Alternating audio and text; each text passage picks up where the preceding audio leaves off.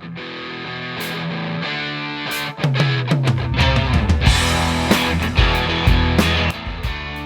we've taught our children, we were taught as infants to say hello and goodbye. Yeah, I realize not every person who dies is celebrity, but they're special. Yeah. They mean something to somebody, and they just want to share their story. And we help them do that. That's kind of a really cool thing.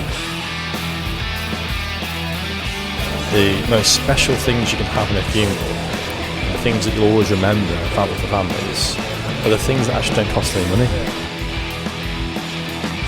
Death has been something that people have tried to isolate, and we're saying it needs to be integrated, to integrate it into life, so that the person, it's not a reincarnation or something like that, it's just recognizing and honoring and facilitating the natural circle of life. Okay, day 2, trade show floor. I got weird socks on, but I got socks on. Brian Waters, the Undertaking the Podcast Network and Undertaking the Podcast. Got a lot of shows on the floor. I know we got a lot of shows going on. We've got a lot of content creators. And I'm walking slow because I can. We were just talking there at the booth, and folks go, boy, folks are just worried about you, Brian. And I'm like, I really appreciate that. And I kind of think, why does everyone worry when you're doing so good? Makes you think you're not. I saw a grief booth that I wanted to stop in and hang out in, but I do that all the time. I feel like every day at work is a grief journey, and I hate to say that. That's annoying. There's the Wilbert Group, Astral, Wilbert, Pierce. That is what we're seeing here, folks, is big companies coming together. Tribute Technology is across from them. This is technology, but I'm willing to bet, folks, there's a lot of stuff going on here. Procoa is a marketing company. Big deal. I'm looking around. Matthews Aurora Funeral Solutions is a big deal. Answering service for directors, we covered with them yesterday, and I'm going to pop over and say hello to them. Did I just walk by my NMS booth? Because I was looking for them. They're on the corner. Target acquired. That's Kalen Dapik. Let's see if he can do some unscripted podcast on a bench. But he's at the Mortuary Lift Company. We don't get it. That's a cool, that's a lift. The Mortuary Lift Company, a lifting experience, the ultimate 1,000 lift. That's a trademark. www.mortuarylift.com. Tell them Undertaking the Podcast told them, hey, how's it going, guys? Good to see you. Joel Solberg, Duncan Stewart, Todd. Look for that episode coming out real soon. Hey, we're producing. Nice to meet you all. So I'm hovering. You got big news today. You have big news, don't you, Kalen Dapik? I don't know if you're ready. I don't know if you're ready for the big news of the day. Something's afoot, isn't it? Something major. I look at my foot. That is awesome. I wanted to be excited. Solidarity with you. That's all we know right now. Something is afoot. I don't know Big, if exciting it's stuff. Cool. We don't need to really talk much more about it because I'm wearing socks. That's the big news of the day. Sepio socks are the best wait a socks. second, They're National Mortuary and Sepio. I was going to say, what happened here? You guys team up together or something? Okay, Yes. so you and I have a network together with Undertaking the Podcast. When I say me and you, I mean National Mortuary Shipping and Cremation. Tell us a little bit about them. National Mortuary Shipping Cremation. You have a death anywhere in the world. Right. You call us. If your funeral home's in Indiana and somebody dies in India, right? Who do you call? Yeah, I know. We've got a network, which is you guys. And where's your booth? Can we walk there, or are you busy? No, we can absolutely walk there. Okay, that's what I'm on a mission here on recording with this little strange device. That is very neat. What? I learned a trick from the biggest and best podcast in the world, which is, I tease it, but it's My Funeral Home Stories, and that's been Grant Inman. The name Inman. His dad was Bill Inman from Goshen or Elkhart. I don't know. These cities run together, but you know who I'm talking about. Anyway, he was the substitute. But only related to the funeral home. So anyway, back to NMS. Let's at the topic at hand. So yeah, if you have a death anywhere, you can call us, and our network of agents can pick up, embalm, cremate, and get them back to your funeral home. What we've been doing a lot more is if you have somebody at your funeral home that you're shipping out of the country, we help you with all the consulate paperwork, translations, apostilles. I'm being dramatic, but you are my friend, and I don't know how to do what you're talking about. Yeah, and we go all over the world. Recently, we've been having a lot of problems getting into like Ukraine. I have a friend in the country right now. And weird. We have secured assistance being able to get in and out of Ukraine. Okay. Which is exciting. Wait, we don't have to say we know the same people on air. This is getting weird, folks. This is how networks work. Keep going. That's good news. We've got it down now where we can cover anywhere in the United States, and now about 85% of Mexico. That if you have somebody in Mexico, at least 85% of the country, we can get them back. Oh, wow. Without any headaches. Wow, you and I need to talk off air, don't we? We do. So anyway, folks, National Mortuary Shipping and Cremation, you're the one I was trying to find. I need to go see my Sepio guard, so folks. Yes. So I'm going to go over there and show off my socks so I can actually put my... Well, there's a big announcement coming, though, isn't there? And I don't know what it is, but... It's coming down the pike. That's what I thought. And I'm not sure whose announcement it is, but something's afoot. And right now it's these socks. It's the socks. And NMS has got some stuff going on. So that's why when people ask us for help, we're like, I don't know. I'll tell them to call you guys because that's what I do. We appreciate it. Thank you. Thanks for giving me your time on my... and where'd you find that? The Red Bull at some gas station on the way in. Just so you know, I have stayed about 30 minutes outside of Las Vegas to stay away from the riffraff. And when I say riffraff, it's the stuff I used to do last convention. It's me.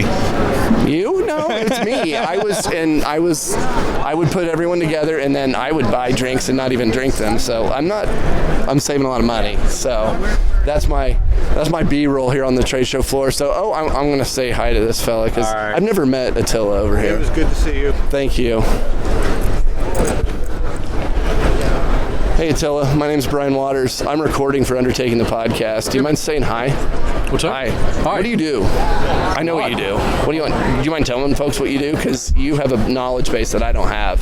And the only reason I know it is because of my friend Ron King at Butler Coach Company. That's me. He rest in peace. Yeah, exactly. But it was very important for him that I know you. Yes. And I think we've connected. He's mentioned that to me several times before. Yeah. And every time I've stopped over, you've been fairly busy. So. Have you stopped over the booth? Right. Yeah. I'm so scatterbrained. I just wanted to say hello as we stop. But you were kind of my go-to if I need to know something about a historical artifact. Yeah, I'm a funeral historian. Yes. And everything that kind of encompasses that. So I seem to be the go-to guy for finding vintage funeral coaches, both directors and museums and collectors. I was inundated yesterday with requests, different parameters, different funeral homes, different parts of the country. Benefactor of the Simpson Funeral Museum, where I've got over 1,000 artifacts on display from my collection. And how can folks support the Simpson Funeral Museum? Because I see them in, is it Southern Calls often? Yes, correct. Okay, so we're a big fan of Southern Calls. They're in our network. Oh, yeah, they did a 20-some page article on me a couple of years ago. No kidding. What volume is that? Because we can go back and purchase these, I believe. I don't remember. Okay, I'm going to check that out, folks. It was 21, I remember that. 21. Yep. I can text Mike and get the number. So I just wanted to say hello and introduce myself. Again, I know we've crossed paths, but I zip around here like the Tasmanian devil trying to cover it all.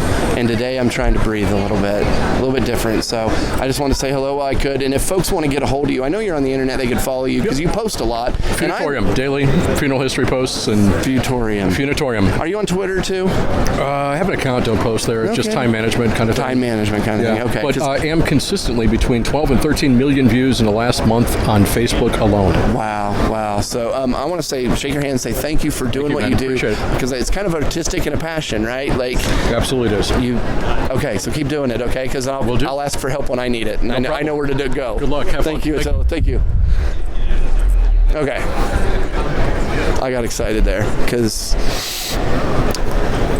my buddy Ron King wanted me to meet him a long long time ago. I hate to say that this seems like this one big, long walking memorial for me, but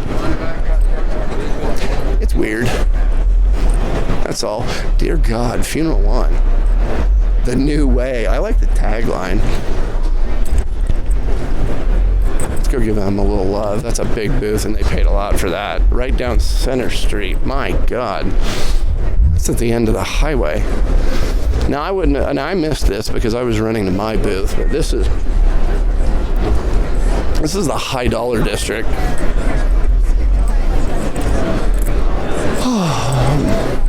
Ooh, I like this one. I'm going to have to get a card from them. I need to go card collecting, so... Where's my friends? Oh, there he is. All right. I'm just going to go shake a hand. My God, his name tag. It's been like 2 years. Yep. It's here. It's live. It's launched. It's here right Oh my God, they're excited. In the Funeral One booth, the new way. I'm trying to figure out what the new way is. And the founder here at Funeral One has... we've not hung out in a long time. I believe he's from Detroit, and he's not wearing his name badge. He's being a sneaky. You're being a sneaky. You don't have your name badge. Brian Waters, Undertaking the podcast. What's going on? How you doing, Joey? Joey, thank you. Good to see you. How's everything up north in Michigan? Awesome. What is the new way of Funeral One? I'm recording. Do you mind telling me? Because I want to know. Sure. What's the new way? I mean, obviously, we're investing a ton of energy in You're at the end of Main Street, and you brought me into the booth. So what's the new way? Yeah, the new way. So obviously, we're always rethinking funerals. So the biggest thing is as the consumer keeps changing, what we're focused on more than ever is really that obsession with not so much making things for funeral directors as many people would always think. Yeah. It's more so about meeting the needs of obviously the consumers. And if we make products better than anybody on earth about what consumers are truly looking for and focus on things that aren't changing, what happens is that the funeral homes are even happier than ever because the products that we're building and creating are creating better experiences that help people get to a better place. So product-wise, I would say obviously we're taking the 20 plus years of analytics, data research, and things that we've learned over the years. Some things that we've hit grand slams on. Some things that we've learned that there's better ways of doing it, and we've been retooling everything to create more of products that are more unified. Meaning that instead of in this profession, there's so many products that are I hate to say it in this way, but Frankenstein. Pieced together. Clunky. Nothing is cohesive. It's very disconnected. Very frustrating. So we took a step back after all these years and basically been putting a ton of energy on basically building more of a single source of truth, a unified ecosystem that things can live on and live within, essentially, from websites to technology products to memories to stories to the whole ecosystem and journey that somebody goes through, and bringing all of this together in more of a unified way that's cohesive, that's simplistic, that's not building a bounce around user experience that feels weird, and then obviously on top of that, when what people don't realize is when you're making products that are very disconnected, there's no way to track, what is a customer or a consumer or a potential customer doing throughout these different stages as they experience other products, because the analytics are lost.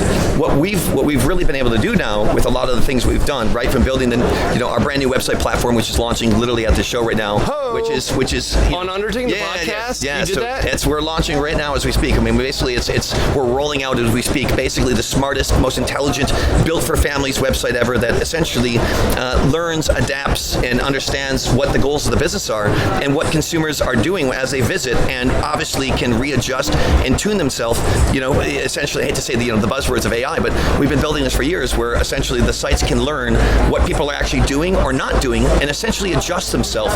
So we've had to create, in a geeky way, a language of how websites can communicate, and then be able to organize the language around what things are happening or not happening, and essentially shift the websites from going from when somebody builds a website, they build it, they put it up, and it typically never gets any better. Gone. It's done. It's done. It's like they forget about it. The reality of what's always made us us. I feel attacked. We're building and making them better every single day. Now, what we're doing now with this is essentially from the second your website goes up, not only are we making them better ourselves, but the engines behind of it are actually improving and optimizing and self-healing, so to say, to make the sites get better and smarter. But at the end of the day, it's not about how do I sell more flowers, which we were the pioneer of all this, or the trees. I mean, we created the market of this. If we don't solve the main problem, which is getting consumers to understand the true meaning and value of why a funeral exists and why it's so helpful during this process, which we've been so hot on for years. You know, when I first started, I'll tell you one last thing.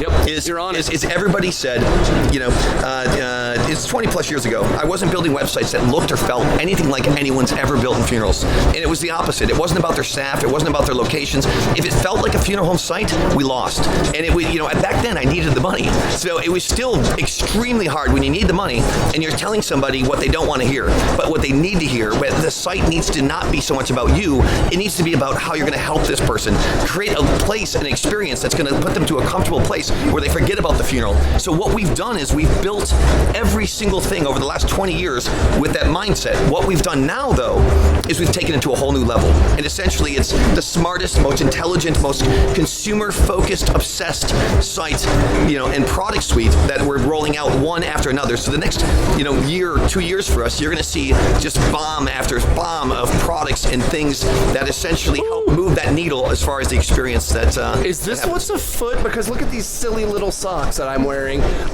There's something afoot today with socks and NMS, and there's a launch here at Funeral One, and I just got in the booth and got it. That was 100% ad-libbed in the moment with Joey, the founder of Funeral One, right? Yeah. I need to come to Detroit and hang out because I need to know about this, because what I heard from you is not how I can benefit financially, but how I can help the community ask questions easier. That's it. I mean, at the end of the day, if you're not creating a better experience that truly connects with somebody to understand why funerals need to happen in the first place, you're not going to, what people don't realize is, if we don't make better funerals, the problem is we all lose. Yep. The profession as a whole, obviously the funeral homes, the cemeteries, the providers like us, we're in the same boat. So what we need to focus on is not how do I sell more flowers and how do I do this, which by the way, I think we do probably more than anybody. The reality though is what we want to do is create better funerals. And if we can do that, we all benefit. Because if you don't do that, everything else is a commodity and it's a race to the bottom. And lastly, I'll tell you this, when it comes to like innovation and R&D, we've invested over the last several years into a place we call our Dream Lab. So we've spent literally $10 million plus in building a 30,000 square foot R&D facility that's not focused on what's now in life, but what's focused on what's next. So essentially a rapid experimentation, R&D lab with everything from robots to, digital products, AR, VR, all the way to literally making physical products and taking any crazy idea that you have and accelerating from idea to experimentation and then essentially to market. And whenever you get a chance to come to Detroit, we would love to take you on a personal tour. And we haven't really opened the doors to anybody in the public before. So if you ever guys want a chance. I was going to say, because my in has been Dominic Astorino, and we've been up there at the Detroit Athletic Club going, hey, how do I get over there? And I'm looking down going, I think it used to be in that building, but I don't know if you're still there. I still am. Can I see it from the Athletic Club? Yeah, you can. Okay. You can. So I want to go in that building. Our main headquarters is down there. We're on several floors in the Globe building in Detroit. And then obviously we built our new R&D lab in Pontiac, which is our stealth, Skunk Works, so to say. So here's the last handshake, because there hasn't been any filming. I wish we could have filmed this. This was perfect because I shut up, folks. But anytime we're invited, we'll come up and we can turn this thing off. I hope I recorded. This is brand new and it was $60. But I know you got better recording stuff. We could record it at your place. You want, man. And I tell you what, you got free access to my brain because I love the way you think. Love it. Thanks, Thank you. God bless you, man. Take care. Wow. There's a new way. That was easy. Bloody hell. As I'm running around getting into everyone's filming now. My God. Hey. How's it going? Sorry. Good. Oh, okay. Get my head about me. That was a hell of an interview right there at Funeral One, and I really want to push this one out. They're a friend of ours. Like I said, wow, there's a thank you board. That's cool. I'll stop back. So, all right. On the road, Undertaking the podcast. I just stopped by the thank you wall where you can write kind of something sentimental. That is cool as hell. And there's Andrea. Andrea Stodgel is reeling me in. She's got my phone. Is there an emergency? Call Ahmed. Call a who? Ahmed. Oh, Ahmed. Okay. There he is. There he is. We ran into him at the same time. SOKNA. I just told him to call you. Hey, we're recording. Is that okay? Yosef, Ahmed, how's it going? Andrea. We sniffed him out at the same time. Hey, let's go over here, Andrea. Get my phone. Guys, do you care if we record? We're doing B-roll, and this is one long show. We're gonna roll SOKNA in with Funeral One, National Mortuary Shipping and Cremation, and I'm walking the floor, trying to be quiet because like this entire week for me has been so exciting. We put this big event together that you two came to. Can you talk about that Grief in the Shadows event there at Palm Mortuary? Yeah, it was a great. So this is first of all like we love your show. We've been like following it since 3 years ago. Yeah, exactly. Since That's Nashville. when we shook hands in the Kellerman Professionals Vehicle booth in Nashville, Tennessee. Yes, first time, and we've been following it since. So yeah, we're so excited to be here. Grieving in the Shadows was awesome because first of all, unlike any one of you guys, this was the first time for us to be in a funeral home, in a proper funeral home in the United States. That was unbelievable. It was unbelievable, and we got to experience this first time through you. Directors, And you got to tour. You were there. Well, you came on our bus. You were the first one to get on the Undertaking the podcast. I'm telling you, we're excited. we're always on time. and I did not know what bus I was getting, but it was provided by Butler Coach, and there were poles in the middle, and it looked like a city bus that you could stand and hold. That's what it looked like. It was so fitting for the Las Vegas experience. It was very fitting. It was dark in there. But anyway, we rolled into the funeral home, and I didn't know what was going to happen because I was not the showrunner per se. I was a part of the team with Michael Toth and Jessica Wakefield that you all met. Yes. Yeah, it was so awesome. And then we rolled in. When we got off the bus, what was that like? It was great. I think for us, a bit hot, but it was great. Yeah. But we got to meet a lot of people. We got to also talk to a lot of people. We got to learn more about the whole funeral director's job here. It was such an awesome experience for us. And when you told me, we just talked this morning on the phone, and I said, you have to tell me again, that was the first American Western funeral home that you have toured. The chapels, the building, and you have so many questions, don't you? Oh, for sure, yes. And you're already doing this in Cairo, but not just Cairo, all over Egypt, yeah. And like I said, we were figuring it out over there because there is no standard. We're setting the standard today. Yes, you are, and you're creating the standard yourself based on kind of your experience in America? We're adapting a lot of what we're learning here in the States, because there is a lot of it that's applicable that we can learn from, but there's also a lot of cultural differences, religious differences and so on that we have to also make sure that we customize for. So something is afoot today. Are you still recording? I've got these weird socks on. I like your socks. Yeah, so I'm being silly today because I'm a member of the British Institute of Embalmers, and it's a very exclusive club. You want to join it? Anyway, probably not in Cairo, but anyway, we're being silly today. Do we want to announce what we're doing next year? I don't know if we're ready for that. Let's keep that as a surprise. I love the way you think. Oh, yeah. There is something afoot, but it's not here. It might be. Anyway, check out exactly. SOKNA. Follow SOKNA on Facebook. Yes, it's you go to Facebook and you search for SOKNA. Our page is SOKNA Group. You can also go to SOKNA, and also we have the website. It's SOKNA again, SOKNA.com. I can't spell anymore. I need coffee. SOKNA.com. This is not helping. It does not quench thirst at all. It makes me jittery. So, do you guys have some time to talk a little more about SOKNA? Is headquarters in Cairo? Yes, for sure. Yeah, and we can talk to you about all our plans and how we're growing and what we're up to now. Now, you want to do that now because it's going to be a little while before we announce anything else. Yeah, sure. So tell us what you're up to in Cairo. Well, first of all, last time we spoke was 3 years ago, right? Yes. There's a lot that has changed since then. I think when we met, it was we had just started doing a lot of some funerals in Egypt and so on. Now we've done over 5,000 funerals. 5,000 in 3 years. Yes. And during COVID. Oh yeah. Yeah, great time to start a business. Yes, it was a coincidence. No, that's scary. It was scary. Joke. It's scary. That's not money. That's terror. And scary. And absolutely. Grief and serious stuff. Yes. So you talk. Yeah. So basically, when COVID hit, we started a year before COVID. We didn't know about COVID, but when COVID hit, it was very, very important for us to get to learn how people deal with COVID and so on. So I actually came back to the States and we shut down the company for a month, and we studied everything. So we researched everything. We talked to a lot of funeral directors here actually, and we watched a lot of videos and so on. A big shout out to Carrie Northy. Carrie Northy. Yes, we learned a lot from her and a bunch of other funeral directors that were very, very helpful for us. And then we started partnering with hospitals in Egypt. So it was the timing for us was interesting because all the hospitals were also looking for guidance on how to deal with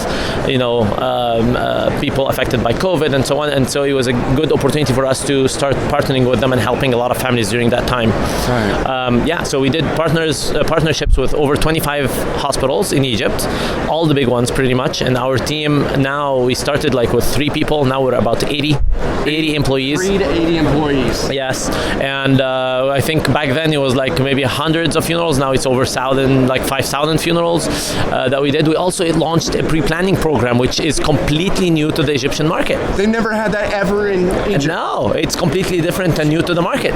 And we all knew about it through just learning about it. What did people do? They go, "What are you doing?" Exactly. They were like, well, what is this? What is this about? But they wanted to know, didn't they? Oh, they definitely wanted to know. And I think it resonated with the different circumstances for people and why they sign up. I think a lot of people living alone started signing up. And then they started telling their friends. Okay. And you know how they tell their friends? They go and brag about it, that they signed and they made a plan. And it happens in the social clubs and just talking to their relatives and friends. And then other people started signing up. So now we have a full-on program that's managed by SOKNA, and it's the first of in the entire region, 22 Arabic markets. None of them had a funeral service like ours, and none of them have heard about pre-planning before. Right. So in Egypt, the entire idea of an undertaker, a funeral director, and definitely an embalmer was never. It's not a part of the culture. Yeah, it was very different.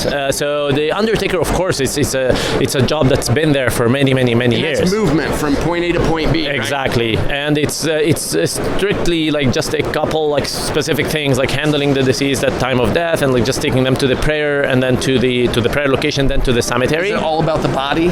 Yeah, it is. Yeah, it's nothing about the family. What's SOKNA all about? SOKNA is about making it removing all the hassle and burden off of families and really helping them, and also honoring the deceased and having making sure that last journey is honorable and respectful and done in a very humane and organized way. Perfect. And that's where the name SOKNA stems from.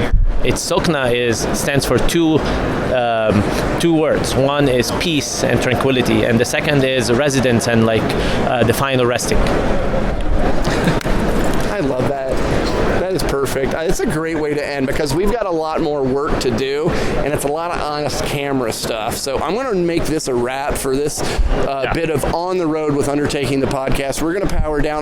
This is International Day here at NFDA. When I say International Content Creators Day, I'm trying to shut up because I'm so excited I talk too much. I think I might ask some good questions when I slow down because they say... Yeah, when you breathe in between words, it's helpful. Thank you. I know they probably didn't pick that over there. Do you want to say that for the... When you breathe between words, it's helpful. Thank you. Thanks, guys. Awesome, yeah. That was great. Something's afoot. Pretty smooth.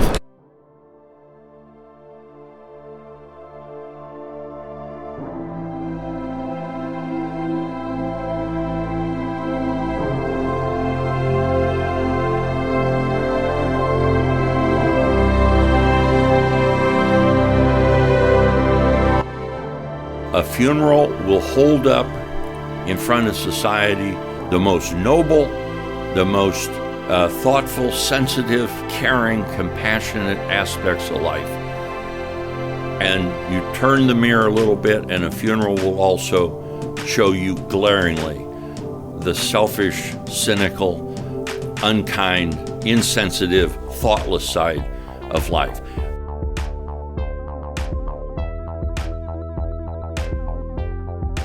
This is what my father will look like when he's dead, to myself. It was just like that. And then suddenly the tense all changed, and I said to myself, this is my father dead. That's how it happens. The most special things you can have in a funeral, and the things that you'll always remember for families, are the things that actually don't cost any money.